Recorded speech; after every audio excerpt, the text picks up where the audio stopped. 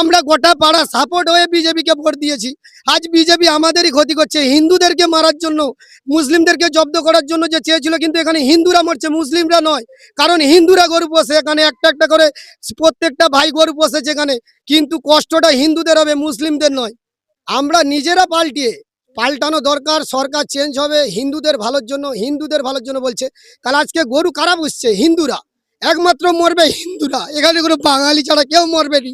একটা ছোট ছোট বাচ্চা, এখানে সবাই গরুর পিছনে পড়ে থাকি, দীর্ঘদিন কষ্ট করে মানুষ করছি, কি করে খাওয়াবো, কি করবো? লোন 10 লাখ টাকা ব্যাংক থেকে লোন লিবা আছে, 10 জনের গ্রুপ লিবা আছে, কি করে টাকা পরিশোধ করব?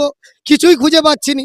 আমাদের এখানে প্রচুর পরিমাণে প্রত্যেক বাড়ির লোকে 10টা 15টা করে গরু পুষেছি, ছোটবেলা দিয়ে খাবিয়ে মানুষ করেছি।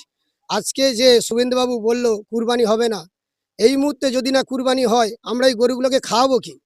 আমার নাম কৃষ্ণপদ মণ্ডল, গ্রাম কাকরদা, পোস্ট টিমারিয়ার, থানা তমলুক, জেলা পূর্ব মেদিনীপুর।